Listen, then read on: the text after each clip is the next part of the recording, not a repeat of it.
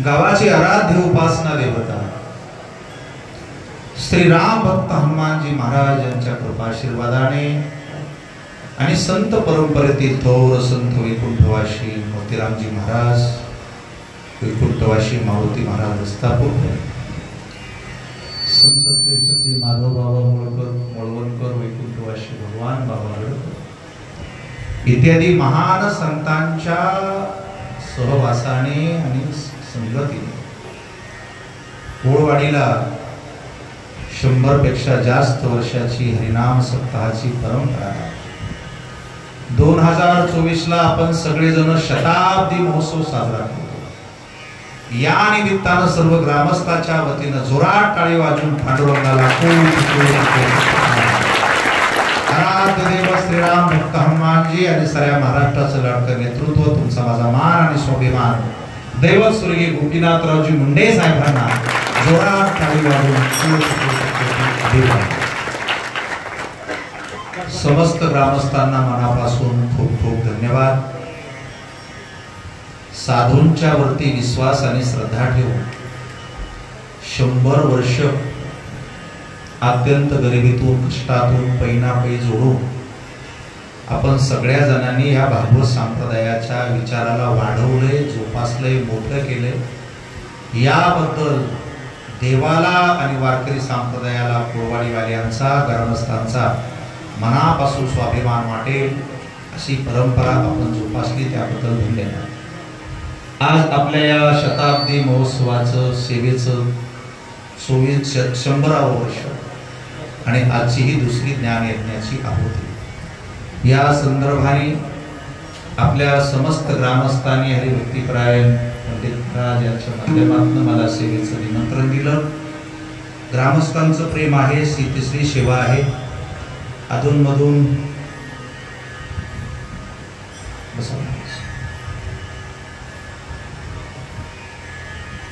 या परिसरात येत असतो आणि या सेवेच्या निमित्ताने आज शताब्दीची सेवा आपण मला महत्त्वाची दिल्याबद्दल मी पुनश्च एकदा आपला सर्वांचा ऋणी आहे।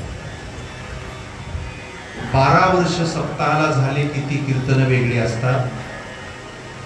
25 वर्षाचा रौप्य महोत्सव झाला किती कीर्तन आणखी वेगळे असतात। 50 वर्षाचा सुवर्ण महोत्सव साजरा करताना ती कीर्तन वेगळी असतात आणि शताब्दी होत असताना थोडासा गेन दिला पाहिजे।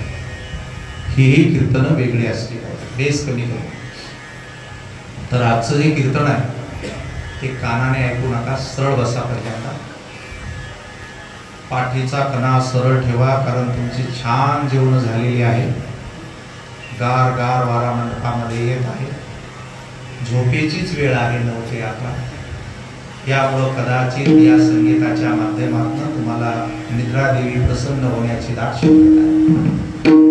यास तो सरळ बसा पहिल्यांदा आणि शताब्दीचं कीर्तन काय असतं ते ऐका आमच्याकडे। शताब्दी हा खूप मोठा कालावधी असतो। 100 वर्ष जे ऐकले ते नसा नसात, रक्तात आणि हाडाहाडात दिनत असतो आणि सोन्यासारखं जीवन होत असतं, त्याला म्हणतात शताब्दी। शताब्दीने प्रपंचाच्या संसाराच्या दुःखाची आत्यंतिक निवृत्ती होते आणि परमानंदाची परम प्राप्ती होते, असं फलित असतं शताब्दीचं। यास्तो मी 100 वर्ष आपण सर्वांनी सेवा केल्याबद्दल तुमच्या ठिकाणी असणाऱ्या दुःखाची आत्यंतिक निवृत्ती व्हावी अशी भगवंताकडे मागणी मागणार। असं समजत नसेल तुम्हाला, आमच्या भाषा वेगळ्या असतात। या कोळवाडी जे जन्माला आले आता आहेत यांना कधीच दुःख येणार नाही अशी आजच्या कीर्तनाची व्यवस्था आहे। त्यामुळे सरळ बसा, नुसतं ऐकायचा प्रयत्न करा।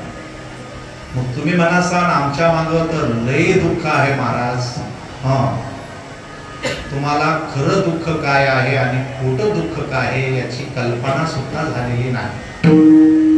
सर्दी झाली असेल, खरू झाली असेल, गुडघे दुखत असतील, शुगर झाली असेल, कॅन्सर झाला असेल, याला दुखणं म्हणत जाऊ नाही। ते येत असतं, नीट होत असतं, जात असतं, पुन्हा येत असतं। सर्दी होत असती, औषधानं जात असती, पुन्हा येत असती, त्याला खरं दुःख म्हणी जाऊ नाही. खरं दुःख काय ते माझ्याकडनं आज ऐका. तुमच्यावरती जर काही कर्ज झाला असेल कदाचित, तर ते कर्ज या कीर्तनानं सुटणार नाही. त्याच्यासाठी लोकांचे कशी व्यवस्थितपणे द्यावे लागतात. तुमच्यावरती खरं जे दुःख आहे त्याची कल्पनाच लोकांना अजून नाही. त्याच्यामुळे कीर्तन कशासाठी करायचे हेही कीर्तनकाराला आणि लोकांना माहितीच नाही. आपल्याला खरं दुःख आहे, देणे घेण्याचं दुःख नाही. हो, आज अडचण आहे तर उद्या निघून जाईल. कोणीतरी मदत करील, चांगला पाऊस पडेल, जास्तीचं पीक होईल. दिवस बसून राहत नसतात, त्यामुळे त्याला संकट म्हणायचं नाही. आणि अडचणी असतात. कदाचित काही आजार झाला असेल तुम्हाला, अगदी कॅन्सर जरी झाला तरी घाबरू नका. आजच्या काळात जिथे कॅन्सर झाला तितकी जागा काढून टाकल्या जाते, माणूस वाचतो. किडनी गेली असेल तर दुसरी किडनी घेता येते, लिव्हर घेता येतो, हार्ट घेता येतो, ब्रेन घेता येतो. त्यामुळे हे खरे तुमचे दुखणेच नाही आणि त्याच्यासाठी कीर्तनात येत जाऊ नये. इथं आल्यानं आजार जात नसतो, दवाखाना करावा लागतो. वारकरी संप्रदायाने अंधश्रद्धेचं नायनाट केलेलं आहे. इथे आल्यावर कर्ज फिटत नसतं, पोरीची सोयरी होत नसती, लेकराला लेकरू होत नसतं. असके नाटक सोंग ढोंग या मंडपात कधी आणायचे. अंधश्रद्धेला टोटल फाटा द्यायचा. या मंडपात असली नाटकं करायची. जर 2000 कर्ज असेल तर किती जर गिना घेतला वाजीला, ते लोकांचे पैसे काही या मंडपातून फिटणार नाही. त्याच्यामुळं उगं देव काही देईल आणि मी मोकळा होईल अशा जर भानगडी तुमच्या डोक्यात असतील तर त्या डोक्यातून पहिल्या देव असं काहीही देत नसतो. ते बाकीच्या संप्रदायात सुरू आहेत. बाबा, दोरे, गंडे, धागे, उद्या, भस्म, कडे. इथे तसला काही कार्यक्रम नाही. मग खरं दुखणं काय आहे आपलं? तर आज ऐका माझ्याकडनं, आपल्या मागं खरं दुखणं आहे, मरण येणार आहे. काय येणार आहे? आणि याचं काही तुम्हाला ध्यान राहिलं, गुंगलात तुम्ही. सगळ्यात मोठा धोका कोणता आहे? बोला, काय येणार आहे? मरण येणार आहे. माझ्यासह तुम्हाला ते कुणालाही चुकवता येणार. तेच खरं दुःख नाही. कोणतं दुःख नाही? खरं दुखणं तेच आहे की मृत्यू येणार आहे. शरीराला सोडावं लागणार आहे, गावाला सोडावं लागणार आहे, नावाला पदाला सोडावं लागणार आहे. पुन्हा कोडवाडीत येता येणार नाही. खरं दुखणं आहे माझं मरण टळलं आणि ते काही टळणार नाही. पण असं जे खरं दुखणं आहे ते आहे मृत्यू. आणि मृत्यूच्या वेळेला तुम्ही ज्यांच्या भरोशावर आता राहता इथे, हे तुमचे खरे सोबती नाहीत. ऐकायला थोडा त्रास होईल.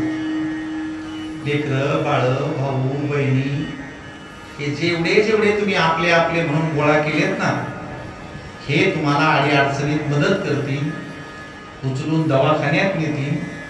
कर्ज झालं तर चंदा गोळा करून तुमची सोडवणूक करतील. पण जीव द्यायच्या वेळेला जीव काही कोणी देऊ लागणार नाही. म्हणजे खऱ्या टायमाला हे कामी येणार नाही. म्हणजे खरे का खोटे? खरे का खोटे? तुमच्या लक्षात येऊ द्या. पुन्हा एकदा तुमचं लक्ष नाही. आपल्यावर खरं संकट हे मरण येणार. तर संकट हे मरण. आणि ज्याच्या भरोशावर राहिलो हे संग येणार का? येईल कोणी? आपल्या मंडपात आता सगळे माणसं बसले. बायको गेल्यावर आपल्यातला कोण जाऊ शकतो? वर हात करा. पाठीमागे बायको गेल्यावर तिच्या बरोबर जायला आपल्यातला कोण तयार आहे? वर हात करा. तुमची महाराष्ट्रभर जाहिरात करतो. पाहिलं का महिला मंडळ? तुमच्या बरोबर याच्यातला कोणी यायला तयार? ठीक आहे. आता नवरा लय आवडीचा असतो. नवऱ्याबरोबर कोणाला जायचं? वर हात करा.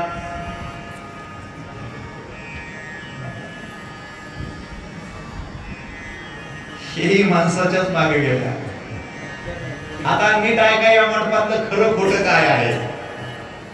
ज्याला आपलं मानलंय, ज्याला शरीर दिलंय, ज्याला तन दिलंय, ज्याला मन दिलंय, ज्याला धन दिलंय, ज्याला आयुष्य दिलंय, खऱ्या संकटाला हे म्हणते आम्ही संग येणार नाही. मग हे खरे का खोटे? खरे की खोटे? हे संघ आहेत खोटे. खोटे कशावरनं? हे आता आपण प्रात्यक्षिक करून पाहतो म्हणून खोटे.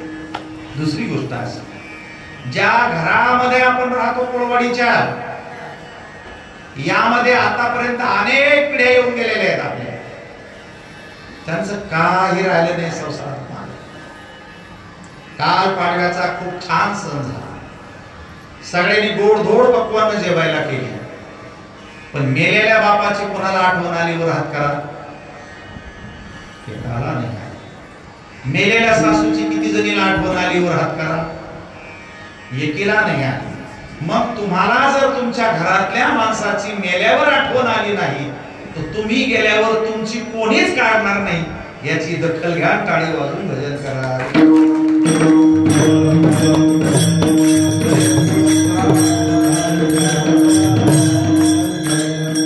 इतकं सांगून सुद्धा तुम्ही सावध झाले नाही, याचा अर्थ तुमचे पाय जड झाले. काय झाले? जड झाले. जड झाले म्हणजे काय? जास्त खोलात गेले तुम्ही, डोक्यावरून पाणी गेले, मरण जवळ आले, वाचण्याची दाट शक्यता नाही. बरं, आणखी पुन्हा ऐका माझं, याच्यात जास्त लक्ष देऊन जाऊ नका. हे माणसं तुमच्यावरती कसं प्रेम करतात ते माझ्याकडनं आहे का? हे माणसं असे सहजासहजी कोणी कोणाला काही देत नाही. एकाच अभंगात कायमचं ठरवून घ्यायचं, जन हे सुखाचे दिल्या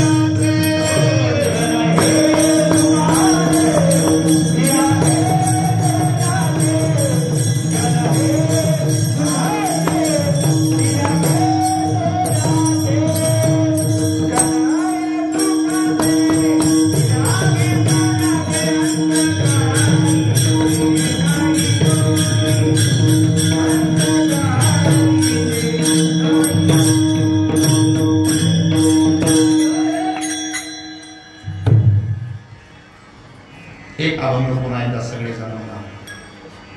काळाची उडी हेलवा जेव्हा, सोडविना तेव्हा माय बाप, सोडविना बंधू पाठीची बहीण, शेजेची कामिना दूर राहे, सोडविना राजा देशीचा चौधरी, आणि सोयरी बली बली तुका म्हणे तुला, सोडविना कोणी का चक्र पाणी वाचून या.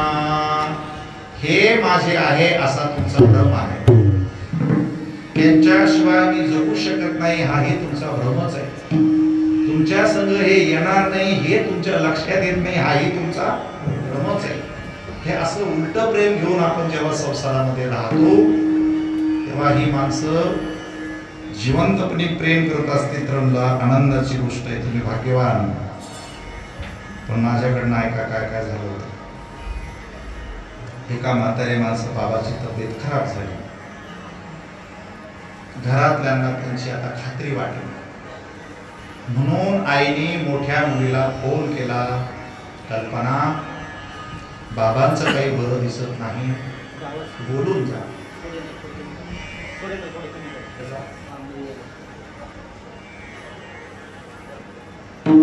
कल्पनाने सांगितलं, मम्मी शुभमचं अतिशय महत्वाचं वर्ष आहे, शाळेचा डब्बा करून द्यावा लागतो, 10 दिवसाची परीक्षा संपली की मी बाबाला बोलायला येते. नीट आहे का? डोळे तरी उघडतील तुमचे कदाचित. आता बाबाच नसता तर शुभम कुठून आला असता? पण तुमचे पाय खड्ड्यात गेले, लक्षात आलं. दुसऱ्या अपेक्षा नावाच्या पोरीला फोन केला.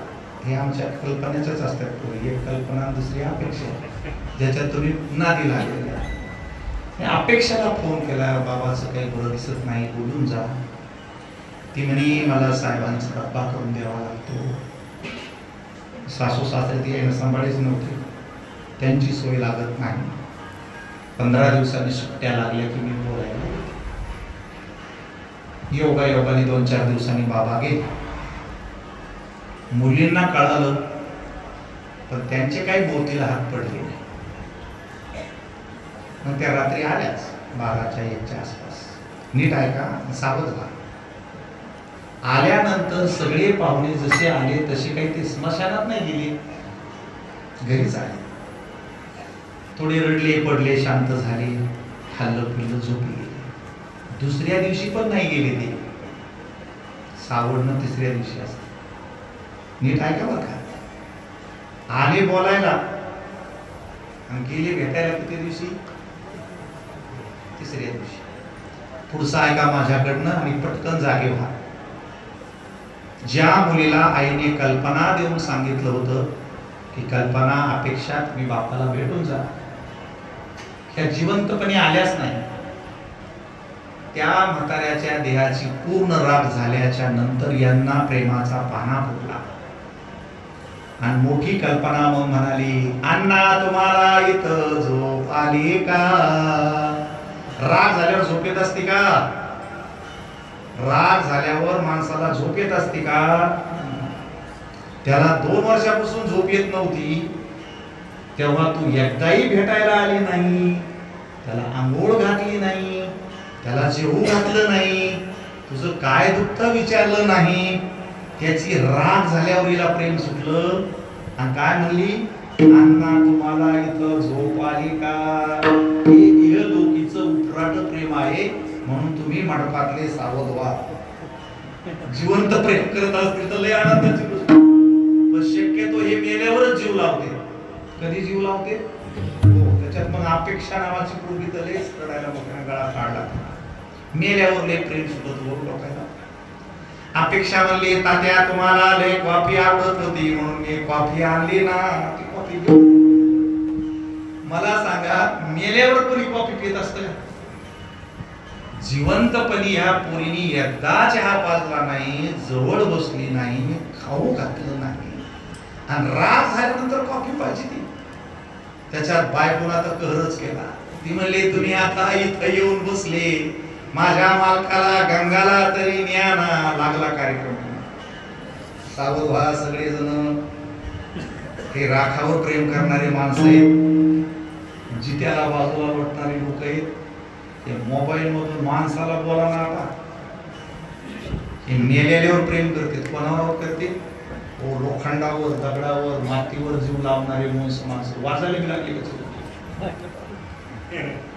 तयाचा हरेक वाटे देवा, तुमच्या वंशाचा उद्धार केला. लय मोठा होईल, शांती बसू दे.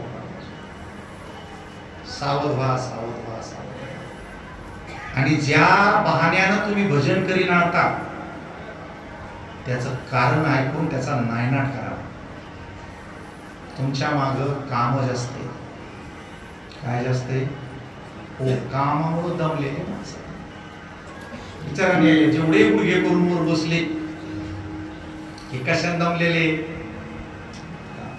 आता उशिरा कोण आलं? कशामुळे आले?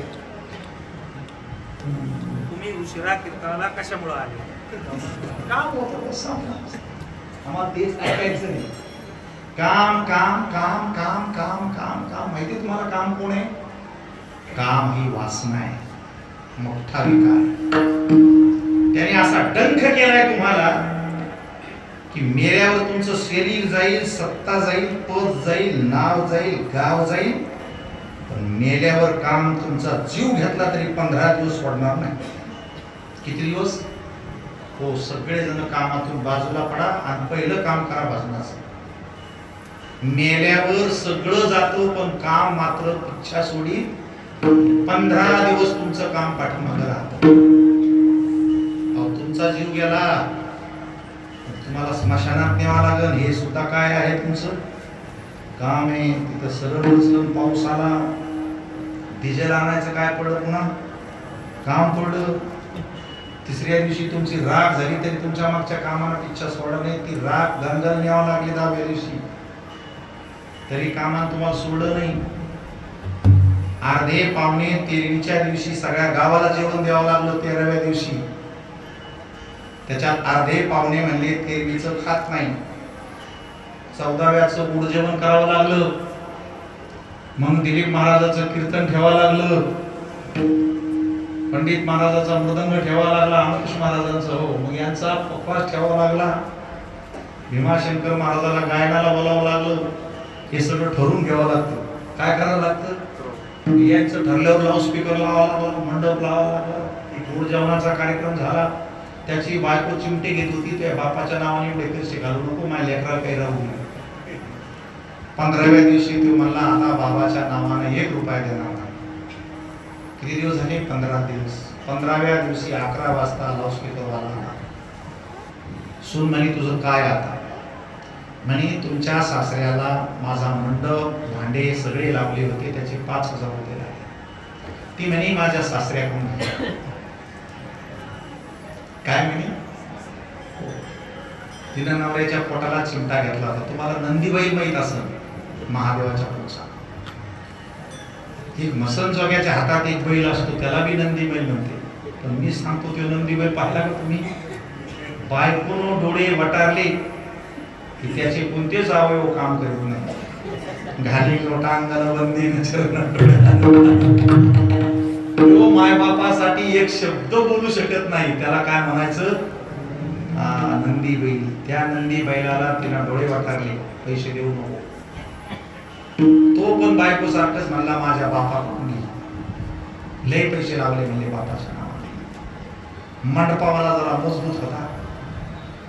तो म्हणला तुमच्याच बापाकडून घेतो, पण तुमचा बाप माझ्या ओळखीचा नाही, मला ओळखणार नाही. मग म्हणजे तुला पाठवतो तुझ्या बापाकडं, तूच आणून दे. गपचीप गेला. 15व्या दिवशी 5,000 रुपये आणून दिले. जरासे सावध राहा. जीव गेल्याच्या नंतर आपलं काम किती दिवस संपत नाही? मोठ्यानं बोला. किती दिवस? 15 दिवस तुमचं मागचं काम संपत नाही. म्हणून संतांनी तुम्हाला गावात येऊन काय सांगितलंय? काम सोडू नका बाबा. अंगावर पाणी पडलं की हरिपाठ म्हणा. आता बसलेत ना कीर्तनात, त्याला काम लावा. तोंडाला विठ्ठल विठ्ठल विठ्ठल विठ्ठल सुरू करा. घरी जाताना विठ्ठल विठ्ठल म्हणा. जेवायला बसले की विठ्ठल विठ्ठल म्हणा. तुम्ही संसारच करा, आमची अडचण नाही. पण एक गोष्ट सांभाळा, कामामध्ये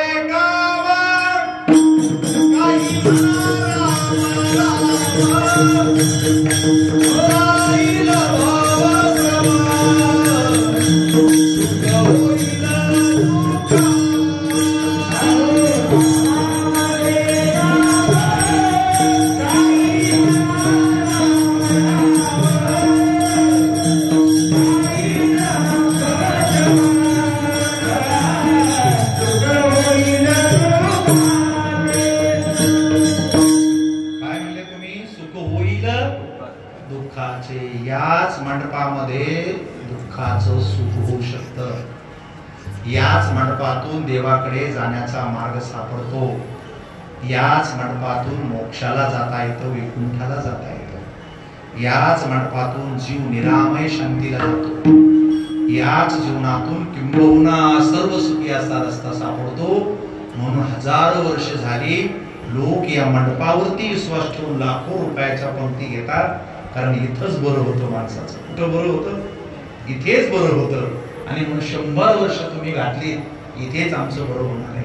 आतापर्यंत ज्यांचं ज्यांचं बरं झालं ते फक्त नामाने झालं, कामानं झालं असा एखादा अभंग आहे का की जीव धन्य धन्य झाला कामामुळे मोक्षाला गेला, असं प्रमाण नाही. पण असं प्रमाण आहे नाम घेता वाया गेला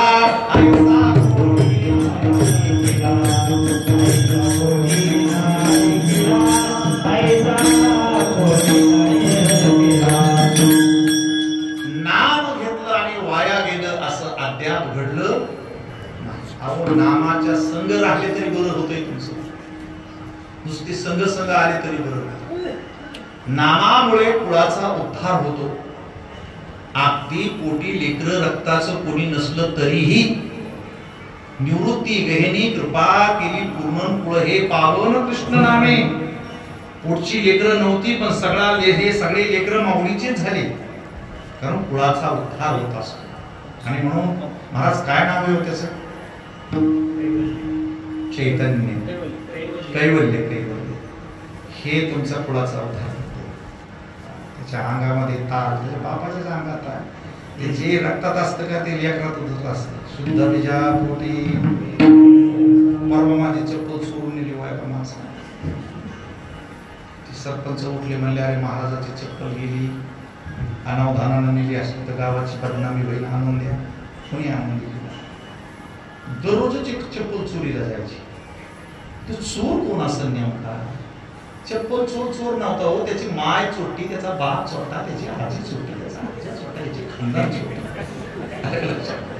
तसं आपल्या मागच्या पिढीला वारी पाहिजे, माळ पाहिजे, तवा जमतोय, त्याच्या बापाला पाहिजे, त्याच्या बापाला पाहिजे, माझ्या मिरासी वडिलाची हो बापाचे लोक म्हणजे बापाचे आपण सांगितलं आमच्या बापाचे खानदान आहे. तसं हे जीव कैवल्य सांगणार उद्या माझ्या बापाची स्थिती सगळी कोणती? रामकृष्ण आली ही आमच्या बापाची प्रॉपर्टी. रूप पाहता लुचिनी हे आमच्या मायबापाची प्रॉपर्टी. आम्ही तुमची प्रॉपर्टी खात नाही, आमच्या बापाची प्रॉपर्टी खातो. आम्ही काय त्यांची लेकरं आहोत? म्हणून कुळाचा उद्धार या मंडपामध्ये होतो.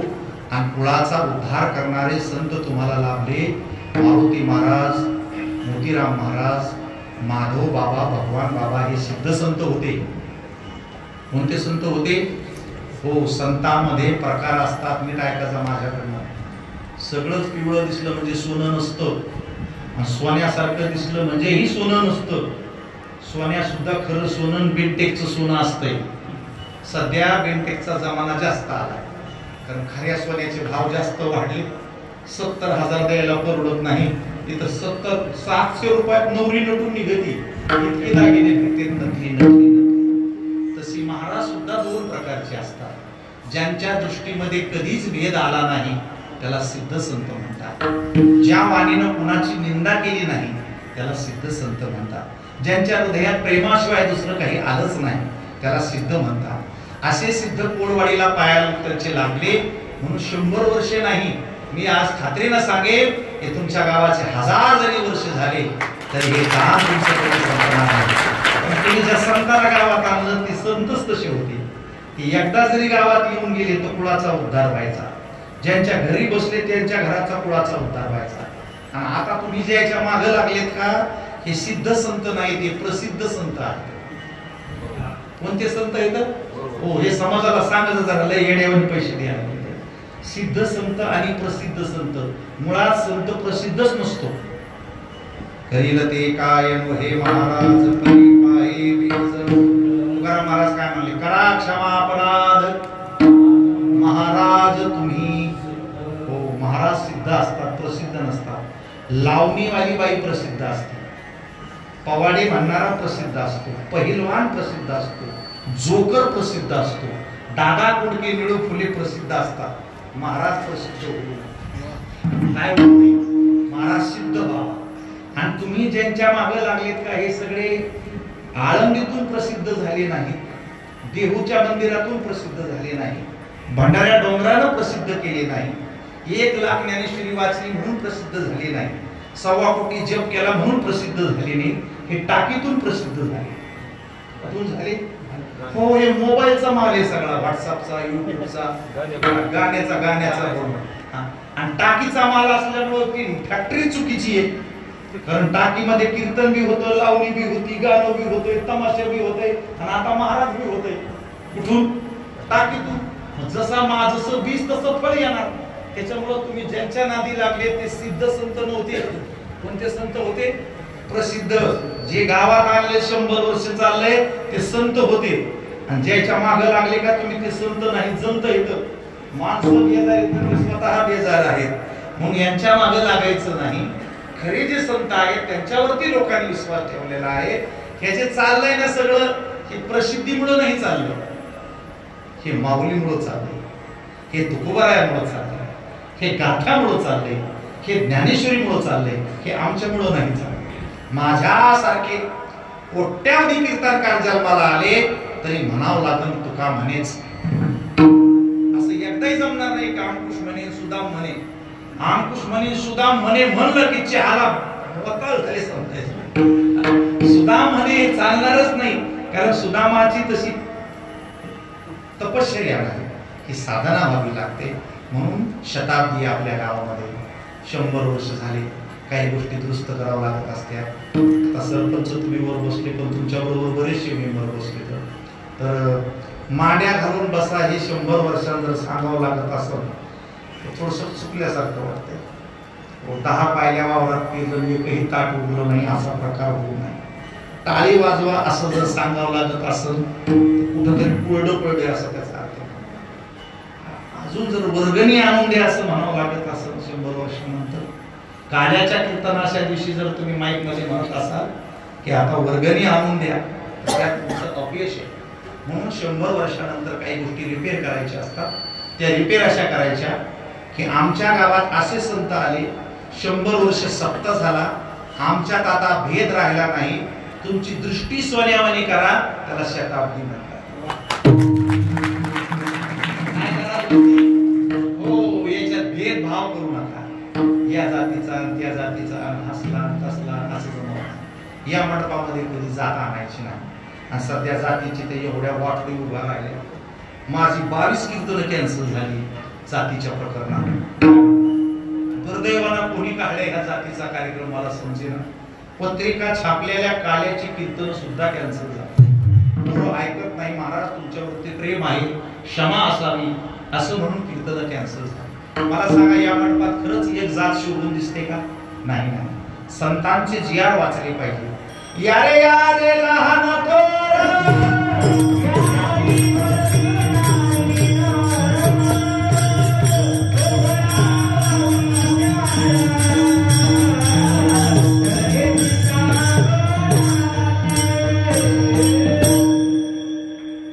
कुंभार, संभार, माळी, धनगर, बौद्ध, मातंग, मुस्लिम, मराठा, वंजारी सगळ्या जाती म्हणून संप्रदाय उभा झालेला आहे.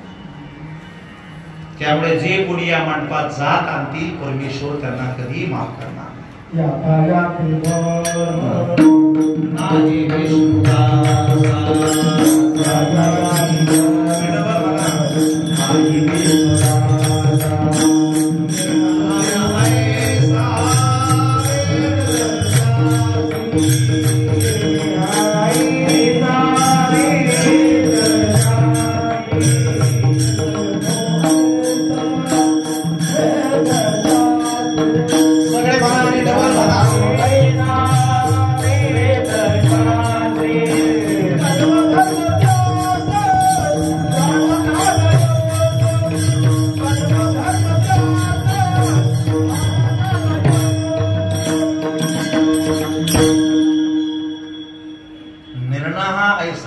शास्त्री. या मंडपात कधी जात आणायची नाही, सावध राहा. या मंडपात कधी राजकारण आणायचं नाही. राजकारण हे स्वार्थाचंच असते. कुणाचा तरी मुंडकं दाबल्याशिवाय आपल्याला निवडून येता येत. राजकारण हा स्वार्थाचा भाग आहे, परमार्थाचा नाहीच. म्हणून या मंडपात कधीच राजकारण आणायचं. राजकारण खेळा, हुशार आहात का जिंकून या, पदापर्यंत जा, सगळं करा, फक्त या मंडपात ते करू नका. हा मंडप राजकारणाचा नाही. या मंडपामध्ये व्यवहार सुद्धा कधी आणायचा नाही. किती वर्गणी दिली असं माईक मध्ये कधी बोलायचं नाही.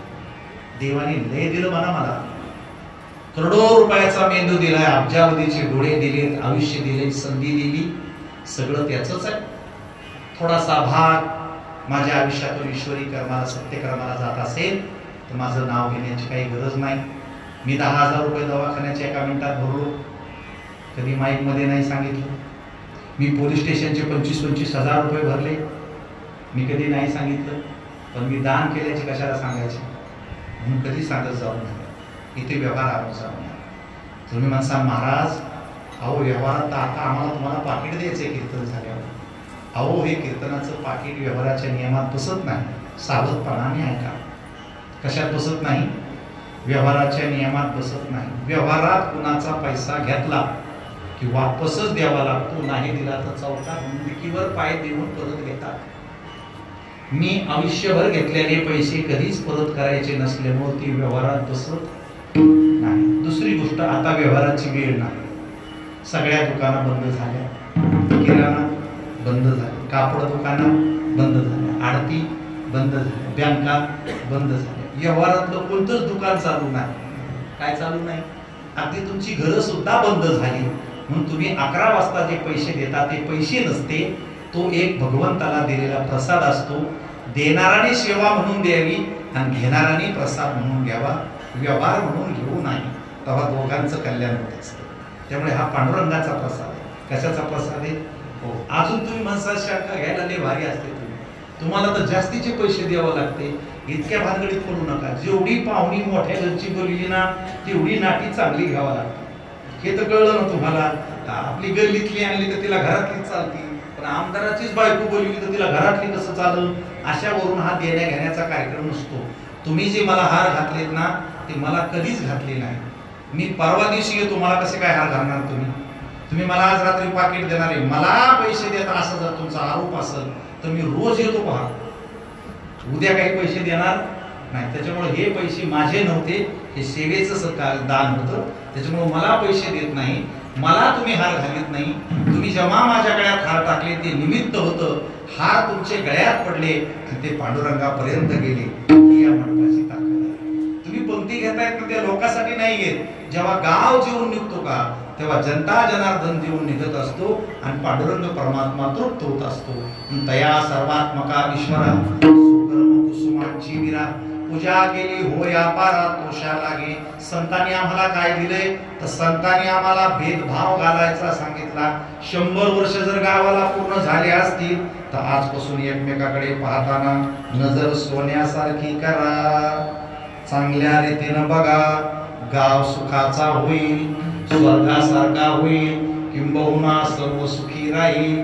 त्यासाठी तुमच्यात बदल होणं गरजेचं आहे. पण तुमच्या दृष्टीतला भेदभाव जाणं गरजेचं आहे. तुमच्या वाणीत बदल होणं गरजेचं आहे. तुमच्या हृदयामध्ये बदल होणं गरजेचं आहे. तुमच्या व्यवहारामध्ये बदल होणं गरजेचं आहे. कारण त्याच्या पाठीमागे आहे 100 वर्षाची परंपरा. आणि म्हणून 100 वर्ष ज्या गावाला झाले त्या गावाला विनोदाची कीर्तनं सांगायचे नसतात, मनोरंजनाचे कीर्तनं सांगायचे नसतात. त्यांना आता बाहेर काढायचं असते. त्यांचा पाय पडलेला आहे संसारात, कामात. रोज एक दिवसानं ते मृत्यूकडे जात आहे. तुम्हाला असं वाटतंय का आजचा दिवस संपला म्हणजे झालं? नाही नाही नाही. आजची तारीख माझी संपली आणि 1 दिवसाने मी मरणाच्या अधिक जवळ आलो. उद्याचा दिवस संपेल, मी अधिक मरणाच्या जवळ जाणार. 1 महिना संपेल, मी अधिक मरणाच्या जवळ जाणार. आणि मरणाच्या जवळ मी जसा जसा जातोय त्याच्यातून बाहेर पडण्यासाठी तुम्हाला टाळी वाजू वाटत नाही, भजनही करू वाटत नाही. याचा अर्थ डोक्यावरून पाणी गेलं. ही माणसं बोलत नाही का? ही लय बोलत. ही माणसं खापराचे तोंड असते तर 1000 बाऱ्या ऐकत घ्यावं लागले असते. नको तितकं बोलते, बिनकामाचं बोलते, फालतू बोलते, काय बस म्हणलं तरी बोलते, मारीन म्हणलं तरी बोलते, गाव पेटन असं बोलते, पण देव भेटन असं कधी बोलतच नाही. काय करावं यांच्या दोषाला? मग याच्यातून हे फसलेले आणि ते फसलेलं आलं तुकोबारायांच्या लक्षामध्ये की संगत कोणी येणार नाही. माझं खरं दुःख आहे की मृत्यूच्या जवळ जातोय. पांडुरंगा माय बापा कृपा कर. या वेळेला मला दुसरा कोणीच मदत करू शकत नाही. तूच संसार निर्माण केलेला आहे, मलाही तूच निर्माण केले. या अंतक्षणी मला तू मदत करू शकतो. म्हणून अभंगच तशी आहेत महाराज. यासाठी केला होता घास, शेवटचा दिस गोड व्हावा.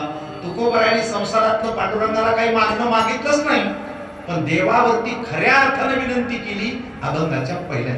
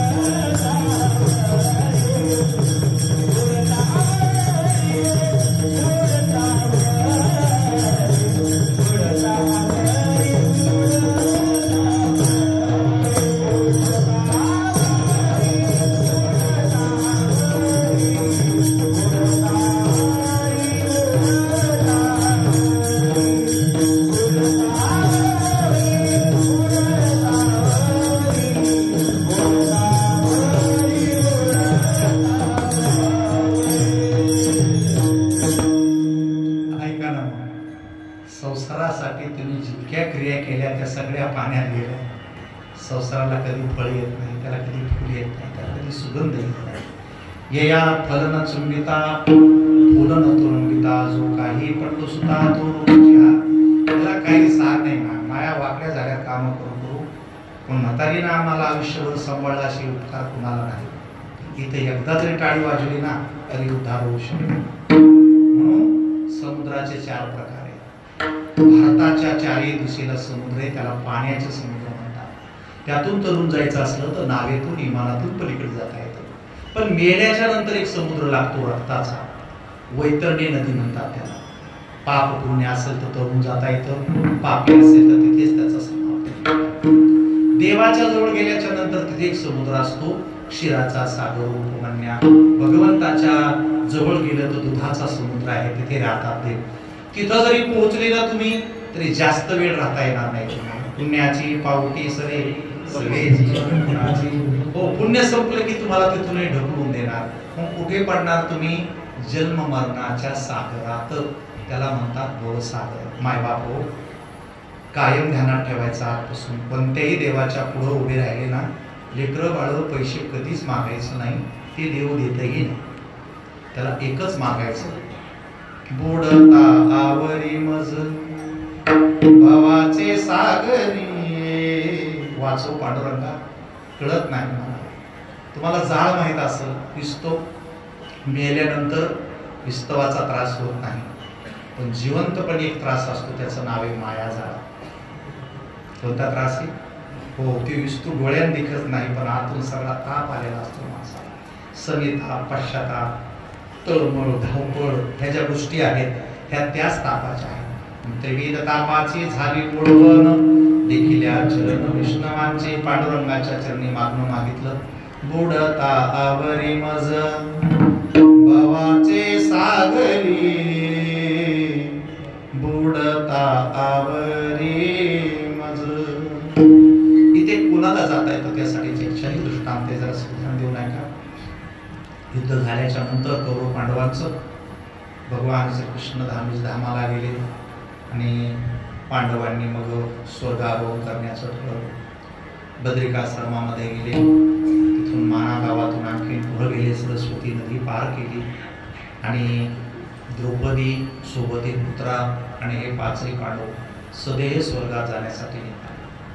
परंतु पुढे गेल्याच्या नंतर गंमत अशी झाली, नकुल सहदेवाची दोघांची शरीर खाली पडली. धर्माने सांगितलं की तुम्हाला आता वर येता येणार नाही, खाली पडून राहा, काही उपयोग नाही. त्यांनी विचारलं, आमच्या कोणाचा काय दोष घडला? नीट ऐका, एकही दोष जरी तुमच्याकडून देवाच्या बाबतीत घडला तुम्हाला देवाच्या समोर बसण्याची पात्रता येऊ शकत नाही. पुढे भीमाचा देह पडला, मग अर्जुनाचाही देह पडला. अर्जुनाने विचारलं, बंधू मी असं काय पाप केलं की भगवान श्रीकृष्णाच्या सोबत मी राहिलो, गीतासारखं ज्ञान मी घेतलं तरी मला सदैव स्वर्गात येता येत नाही? तर युधिष्ठिराने सांगितलं, तुला गर्व झाला होता की मी एकाच दिवसात सगळ्यांना मारू शकतो. एकदा गर्व झालेल्या अर्जुनाला देवाच्या संग राहून जर वैकुंठात जागा भेटली नाही तर तुमचं काय काय होईल हे सांगायला मला येळ नाही. तुम्ही त्याच्या भानगडीत पडू नका. जरी वयाभिमान मी समान भारदेवा, 100 वर्षानंतर डोळे उडायचे कीर्तन असते. जिथं अर्जुनाचं जमलं नाही तिथं कांड्या करणाराचं कसं जमणार? शेवटी सगळे खाली पडले.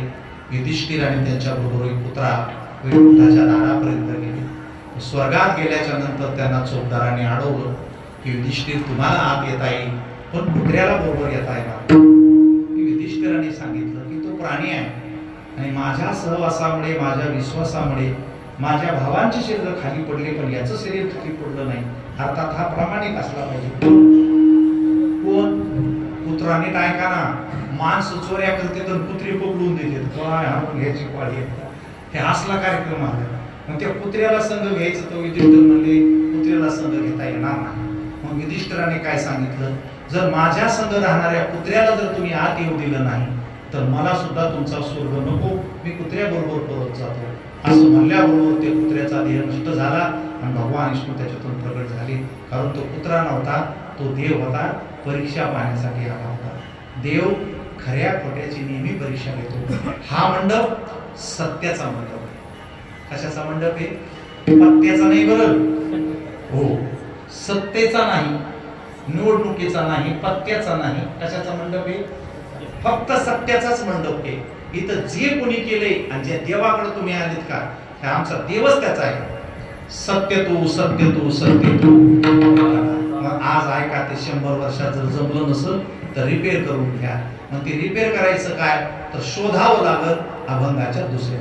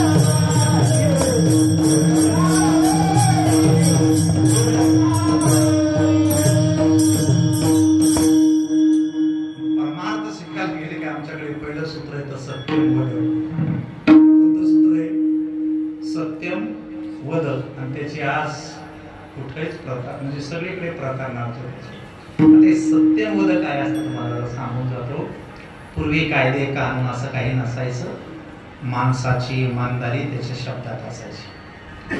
असे वयस्कर बाबा पारावरती बसायचे, म्हणायचे मला शेत ऐकायचं. दुसरा म्हणायचा मला घ्यायचं.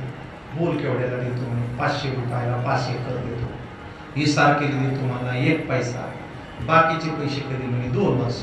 असले सौदे व्हायचे. घरी आल्यावर म्हणायचे तू कसला व्यवहारात तोटा झाला. तू म्हणायचा आता काही असो गड्या, पण माझी पारावर काय गेली. ते जाग्यात बसले तुम्ही सगळेजण ध्यानात ठेवा, इथं खोटं बोलत जाऊ नका. हे कोर्टच इमारती. जुन्या काळात काही असे पोलीस स्टेशन तहसीलदार काही नसायचे. माणूस का बेईमान झाला लोक म्हणायचे चल मारुतीचा शेंदूर काढ. पैसे सुटले, 10-10 एकर जमीन सोडून देत होते, पण माणूस फाटा शेंदूर काढायला येतच नव्हता. त्याच्यामुळे तुम्ही जरा इथं सावध राहा. आणि आता कीर्तन हे शेवटचं आहे का माझ्याकडनं, असं कीर्तन तुम्हाला सांगणार नाही. आपली इमानदारी फक्त आपल्या जीवित असते, याला बाटू नका. आणि हे जर बाटला असेल तर इथं काही भेटणार नाही. बाकी काय कमवायचं ते कमवा, देव नाही जमवणार तुम्हाला. मास एक तोंडावर व्यवहार असायचे, तोंडी व्यवहार काय असायचे, हजारो वर्ष चालले हे व्यवहार. पुढं जरा माणसं भाषा बदलू लागले, पोरं आडवे येऊ लागले. मग 47ला बॉन्ड तयार झाला, देश स्वतंत्र झाला. शेती घ्यायची तर मग कागदावर लिहून घ्यायची, एवढी घेतली एवढे पैसे राहिले, एवढ्या दिवसात देऊ, नाही दिले तर तुमचे शेत तुम्हाला परत देऊ. त्या बॉन्डवर चाललं 20 वर्ष. तर ते बॉन्ड बी उकळून प्या म्हणले लोक. माणसं लयच कलाकार. मग 65ला आज महाराष्ट्र दिन आहे. काल आपल्या महाराष्ट्राला स्वतंत्र मान्यता मिळाली आणि बँक पासबुक आणि चेकबुक आलं. काय सांगितलं, आता इथून पुढे जर व्यवहार करायचे असतील तर त्याचे चेक घ्या 5. जर का ते चेक पैसे नसले तर त्याला 5 वर्ष जला टाका. त्या कायद्यावर 50 वर्ष जमलो ढाका. अलीकडच्या काळात आठवते का तुम्हाला, 5 चेक द्यायचे, ट्रॅक्टर आणायचा, जीप आणायची, मोटरसायकल आणायची, चेकवरच आणत होते. कशाला आणत होते, चेक. पण 98-99 ला चेकच पास होईना ना, लोक ट्रॅक्टर आणायचे हाणायचे बुडून नाही म्हणायचे. सरकार पेर बरे बेजार झालं तर माणसाला कसं ओळखावं इमानदारी म्हणून. मग 99 ला सरकारने जगभरातल्या लोकांना मीटिंग घेतली आणि बेईमान झालेले माणसं आणि इमानदार माणसं कशी ओळखायचं याचं एक मशीन काढलं. ते ग्रामपंचायत मध्ये आणलं, आपल्याला तिथं नेलं, त्याच्यावर आपल्याला अंगठा ठेवायला लावला आणि ते मशीन आपल्या डोक्यात फिरलं, असं रुकून वाजलं तर माणसाच्या डोक्यात काही इमानदारी दिसली नाही. की माणसं माईला बापाला फोटो बोलते, त्याच्यामुळे या मंडपात देवाला चालत नाही. कशाला चालत नाही? जो माईला फोटो बोलतो तो देवाला कसा चालत? 9 महिने पोटात वागलेल्या माईला जो बेईमान होतो माणूस, त्याची काय गॅरंटी घ्या? आईला वडिलाला बेईमान झालेले माणसं, त्याची काही डोक्यात इमानदारी दिसली नाही. पुन्हा गरकन फिरलं, डोळ्यात पाहिलं तर डोळ्यात काही इमानदारी दिसली नाही. मग त्याला तोंड चेक केलं तर तुमची तर 5 मिनिटच गॅरंटी नाही. तुमच्या तोंडाला असल्या सवयी पडलेल्या आहेत. तुम्हाला जर कोणी सांगितलं इकडे देतो नंतर 2 मिनिटात येतो, त्याला तिसऱ्या दिवशी भेटतो. ही काही इमानदारी झाली वय काय बोलावं आपल्या वाणी वाटत काही शुद्ध राहिली नाही.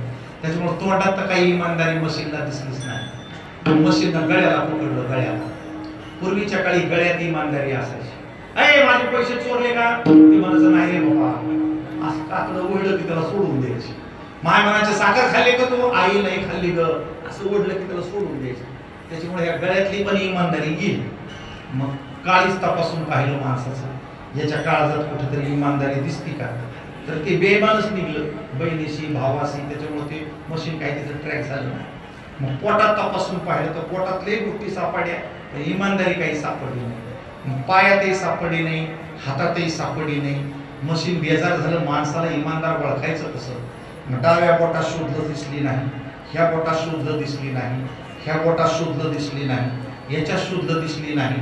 हे अंगठा लावला आणि मशीन थांबलं, ट्रिप वाजलं आणि इमानदारी अंगठ्यात गेली. कुठं गेली? म्हणून आता निवडणुकीला तेवढंच चालत होतं. सरकारनं सांगितलं याचा अंगठा घ्या आणि इथून पुढे अंगठा मॅच झाला तर व्यवहार करा, त्याला हातळून. बँकेनं कोट्यावधी रुपये एटीएम मध्ये टाकले आणि बिगर दरवाजाचे पैसे ठेवले. कशाचे ठेवले? हो, दरवाजे नाही त्याला. तुम्ही काय पैसे सांभाळीत बसले? कोट्यवधी रुपये त्या डब्यात टाकून दिले. तर किनगावला, अहमदपूरला असे बिन दरवाजाचे पैसे ठेवले. ते मशीन काय करतं माहितीये का? कोणी माणूस गेला आणि त्याच्यावर जर अंगठा ठेवला, त्याचं गरकन फिरत आणि माणूस जर दुसरा असला तर त्या पैशाला जाऊन सांगतो पैसे सोडू नको, माणूस बोलत असे. कोण सांगत? ते मशीन सांगत. माणसं तर काही सांगत नाही. त्याच्यामुळं अंगठ्यावर पैसे निघते असा नियम जेव्हा झाला तेव्हा बँकेचे लोकच बेजार झाले. ते अंगठ्याला उपासचे पैसे निघते का पैसे निघते, पण कुणाचा अंगठा मॅच झाला? जरा ऐका माझ्याकडनं. 750 कोटी जगाची संख्या झाली, पण एकाचा अंगठा दुसऱ्याला खात्याला चालत नाही. देव आहे मान्य करा, चालतच नाही. बरेच जण बापाशी बेईमान झाले, माघारी जमिनी रजिस्ट्री प्लॉट घ्यायला गेले, पण ते अंगठ्याला काही रजिस्ट्री होती का? काही टाकून दिलेल्या बायकांना नोकरीला होते त्याचे पैसे लावायला गेल्या, पैसे निघले नाही. बरेच जण भावाचे पैसे हाणायला गेले अंगठ्याला, पण मेळ बसला नाही. ऐकले का माझं कीर्तन आज? ज्यांनी गद्दारी मायबापाशी केली त्या या मंडपात सांगायचं आपण देवाला चालत नाही. जगाला चालणार, कोणाला चालणार? देवाला चालत नाही. कारण हा मंडपच इमानदारीचा आहे. कशाचा आहे? तो सत्याचाच मंडप आहे. हा सत्य ज्याच्या अंगात असेल त्याला इथे काम करता येतं. मग तपासलं तर काही तपासायचं काम नाही. या मंडपात आले तसं वागले की तुम्हाला नगदीच पेमेंट होते. तुम्ही आता इनेकराकडे पहा, या माणसाला इतके हार घालायचे काहीच कारण नाही. याला लग्नातच हार घातलेला आहे बायकोला, दुसरा मेल्यावरच. पण सत्याचा इना घेतल्याबरोबर त्याला माझे जेवढे हार होते ते त्याला गेले, फक्त सत्यामुळेच गेले. हसू नका तुम्ही, तुमच्या लग्नात सासऱ्या सुद्धा असा हार आणला नसेल. तो सत्यामुळे आलेला आहे. कशामुळे आलेला आहे? हो, त्याच्यामुळे हा सत्याचा मंडप. महाराज म्हणले आता एक काम करा पांडुरंगा, हो आम्ही जर चेकअप करायचं ठरलं तर मंडपात माणसं नाही राहणार ना. आता तुम्ही असा नियम काढा बरं की फक्त माळकरीच चालते या वर्षी, बिन माळकरी आपल्याला चालणार नाही शताब्दी असल्यामुळं. किती जागा खाली होईल आपली? 12 होईल म्हणजे 4नेच कार्यक्रम राहिला का काय? मुळात म्हणजे जर शोधायला गेलं तर दोष पुन्हा कुणाचे पाहणार. म्हणून या वारकरी संप्रदायाने केलं, दोष झाकून ठेवले. आणि दोष झाकून ठेवले म्हणून आमच्या डोक्यावर बसलं. तेव्हाच आऊट करायला पाहिजे. हे बिगर आंघोळीचे येते लग्नी करून तसेच येते, बिगर बोलण्याचे येते, खोटं बोलून मी टाळवाजी येते, लबाड्या करून मी भजन करीते, व्यवहार चुकीचे करून मी देवदेव करीते, पैसे खोटं नाटं वागून कीर्तन करीते. तुमच्यावर कशाला घ्यायचं? हे सगळा लबाड कार्यक्रम आहे. म्हणून लबाडायला किती सोंग केले तर ढोंग होती, पण सोंग होणार नाही. सोंग ढोंग बाजूला करून या मंडपातून बाजूला पडा. 100 वर्ष झाले. देवाला दया आली. ते म्हणले आता 100 वर्ष वर गेली तरी बघा. आता मला हार कोणी घातला होता? आता मला हार कोणी घातला होता?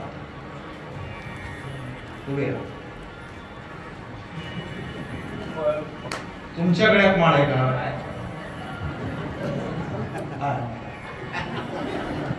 जर तुमच्या गळ्यात माळ नसती, एक तर तुम्हाला मी घालायला लावली असती, नाही तर मग माझी काढायला लावली असती. त्याच्यामुळं हा सगळा कार्यक्रम असाच आहे. असू दे. मग आता करायचं काय? आपल्याला एक सबसिडी मिळाली. सबसिडी तर आमच्या संस्थांनी पहिल्यांदा दिली. सरकारला वाढी हे आता गॅसला 2-3 रुपये देते. आम्ही काय सबसिडी दिली तुम्हाला? जसे असतील तसे. कसे? जसे असतील तसे उतरिक असे लावणी. कालचा खाणारा पिणारा आमची डिग्रीच अशी या मंडपाची. कालचा लबाड माणूस त्याला संध्याकाळी माळ घातली, कीर्तनात उभं केलं की त्याच दिवशी ऍडमिशन, त्याच दिवशी डिग्री, त्याच दिवशी पगार. असली शाळाच नाही जगात कुठे. कालचा पेथडा माळ घातली उभा राहायला, एक चाल म्हणली लोकांना 200 रुपये नारळ दिले. म्हणजे ज्या दिवशी ऍडमिशन घेतलं त्या दिवशी त्याला महाराज ही पदवी मिळाली आणि त्याच दिवशी त्याचा पगार झाला. विचारा गुरुजीला 6 महिने सरकार पगार देत नाही. टाळकऱ्याचं असं होत नाही. हा मंडप सत्याचा माझा विश्वास ठेवा. मला 45 वर्ष झाले कीर्तन करतो. अजून सध्या सगळं उधारीवर भेटत पहा. सोनं उधारीवर भेटते, कपडे उधारीवर भेटते, बस्ता उधारीवर भेटतोय, खत उधारीवर भेटते, किराणा उधारीवर भेटतोय, गाड्या उधारीवर भेटत्या. पण 45 वर्षात असं गाव एकटाही म्हणलं नाही की एवढं कीर्तन उधार राहू द्या. हे उधारीवर चालत नाही. कशावर चालत नाही? उधारीवर चालत नाही. पण आम्ही स्वतः डॉक्टर आहे. डॉक्टर म्हणल्यावर उभीच असते. पेशंट करते इकडे तिकडे इकडे तिकडे. मी लई पेशंट करून पाहिले, पण ते पेशंट आमच्या भागातलेच यायचे. असे अहमदपूरचे कशाला यायचे, उदगीरचे तिकडं. त्याच्यामुळे मी याच्यात आलो आणि सगळ्या महाराष्ट्रातले पेशंट माझ्याकडे आले. पण दवाखान्यात असं वाचं गुण नाही आलं तर लोक कसं तरी तोड करायचे. इथं हसून पैसे देत येतो. पुन्हा गंमत अशी आहे की हे पैसे वापस द्यायचे नाही. काय करायचे नाही? हो लय ताकद याच्यामध्ये. असं इकडून उपरनं सुटलं की तिकडून चेक येतो. तो बाउन्स होत नाही, तो खोटा असत नाही, त्याला वापस द्यायचं नाही. याचा अर्थ असा आहे की पांडुरंगाने तुम्हाला भरपूर दिले. मग आता करायचंय काय? माळीला, काकड्याला, भजनाला, गावात चाललेल्या परंपरेला नीट सांभाळून ठेवायचे. तिसऱ्या चरणात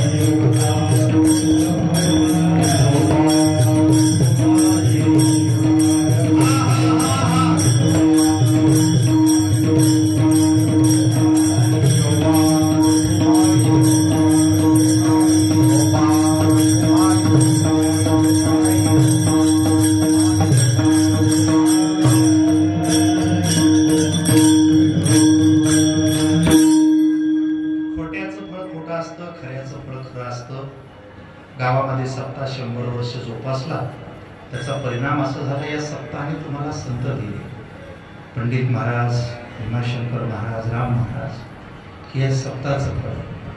हे तिघ जर नसते तर तुम्हाला गाणारे वाजणारे बाहेरून बोलावं लागले असते. वाजणाऱ्याला आता 5,000 रुपये द्यावा लागते दिवसाला, चांगल्या वाजणारा. गायकाला 2,000 द्यावा लागते. 50,000 रुपये तुमचे कायम वाचले. किती वाचले? कायम दरवर्षी. आणि पुन्हा ही सगळी नवीन पोह तयार होत राहणार. ही आहे सप्ताहाचं बेनिफिट. सप्ताहामध्ये व्यवहारातले फरक तर पडतातच, पण अंतरंगातले बदलले चांगले होतात. ते अंतरंगातले बदल झाले. महाराजांनी सांगितलं, देवा मला नक्कीच तू आवड, कारण तसं शोधलं तर मी खूपच दोष केले, पातकांच्या माझ्याकडे राशी. एक सांगू, तुम्ही डोळे उघडले ना तर ते कशासाठी उघडले त्याच्यावरून पापुण्य ठरत आहे.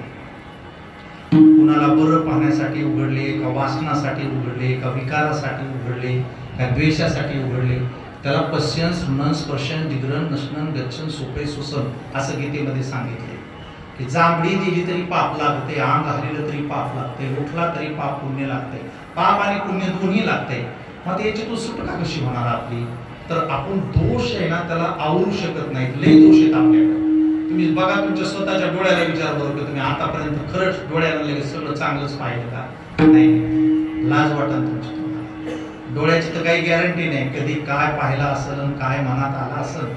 जे पाहिलं त्याचे दोषाचे दोष तयार झाले. असे पातकांचे दोष जरी तयार झाले तर नामामुळे ते जातात आणि दोष लागतातच. बघा, आणि सध्या तर वातावरण इतकं खराब आहे की मोबाईल, व्हॉट्सअप, इंस्टाग्राम हे ना नुसते दोष नाही, महापाप आहे. काय ते?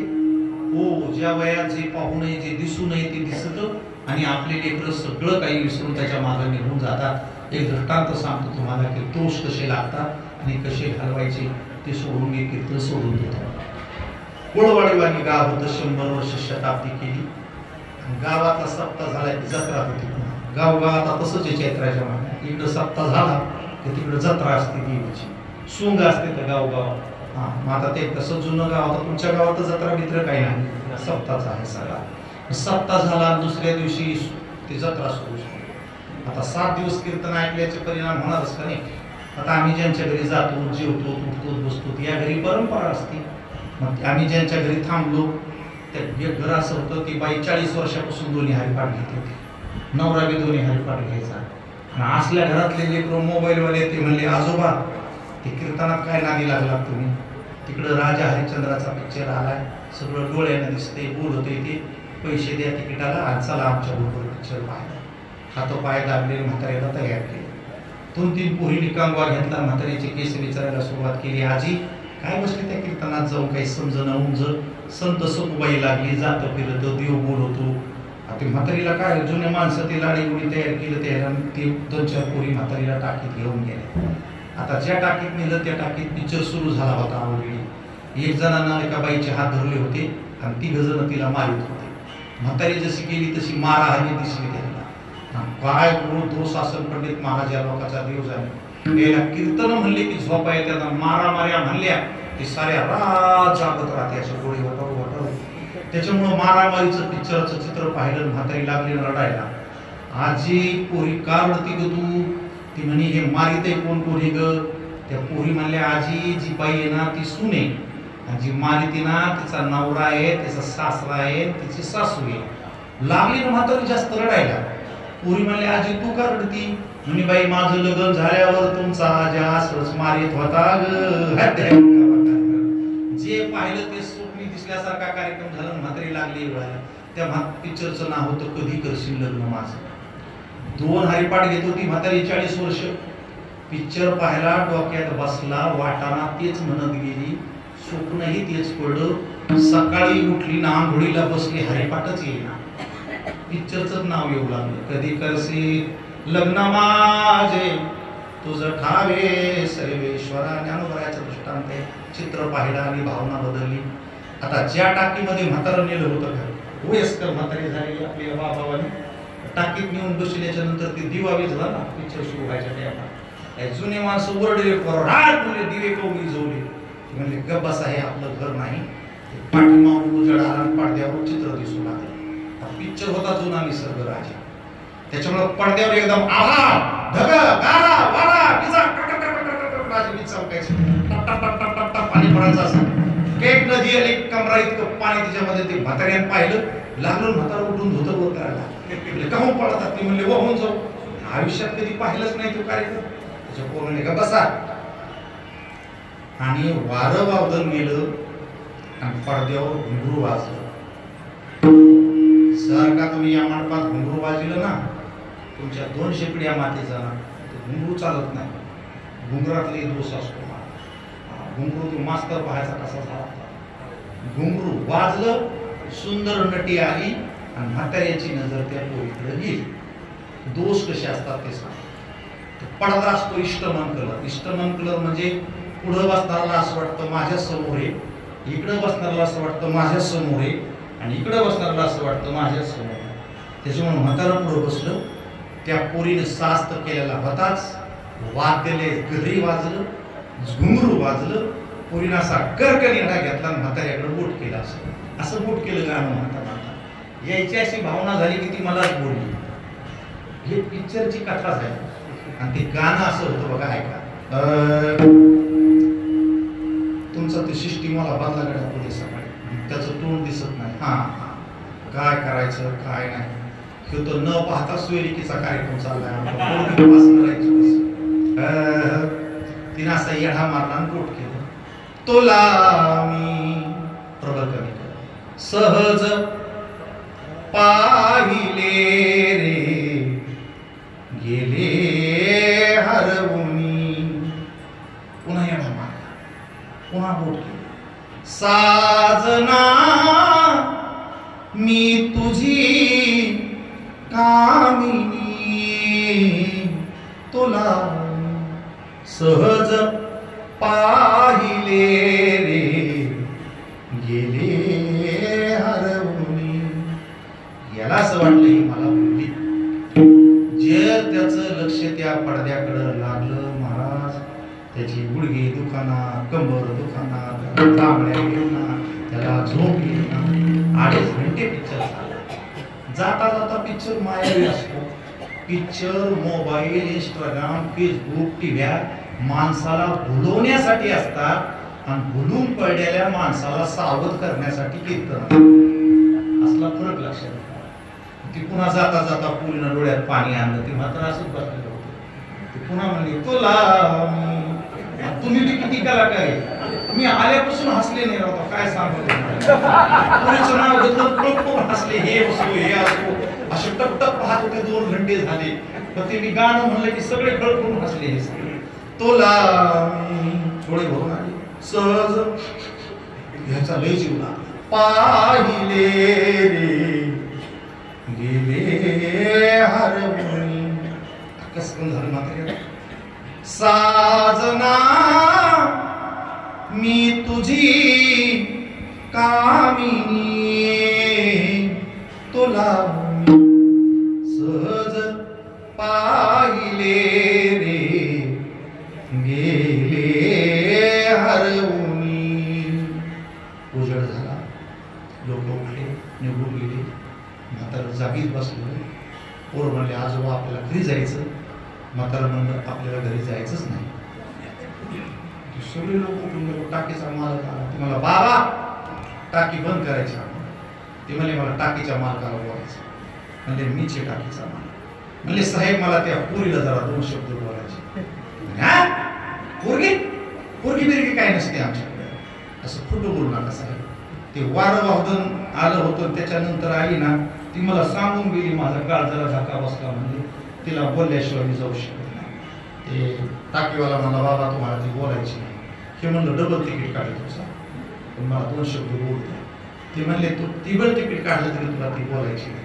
म्हातारा म्हणजे दमली काय. ते म्हणले अरे बावळ ती बोलायचीच नाही तुला. म्हातारा म्हणलं साहेब पाटील म्हणतात मला मी बी हलायचो नाही. इथून जीव गेला तरी नाईला जाणार. तो रोल आणून मांडावा लागला त्या म्हाताऱ्याच्या पुढे. आणि रोल मांडल्यावर म्हातारा म्हणे तिला म्हणा बाहेर त्या टाकीवाल्याने सांगितलं डोकं फिरलंय का. जिला पाहून तू वेडा झाला, ती जेव्हा कार्यक्रम करत होती, नाचत होती, तेव्हा ती कोटीच होती. खेळ संपून डब्यात गेली तेव्हा ती कोटीच आहे. आणखी खेळ सुरूच केला नव्हता तेव्हा ती कोटीच होती. तिकडे नका पाहू त्या पडद्याकडे. या गावातली आपल्यावर पडलेली माया अशीच आहे.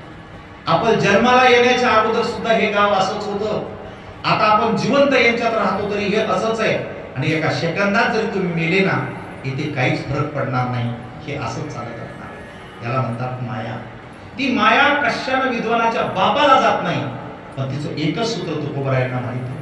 हरी हरी तुम्ही म्हणारे, हरी हरी तुम्ही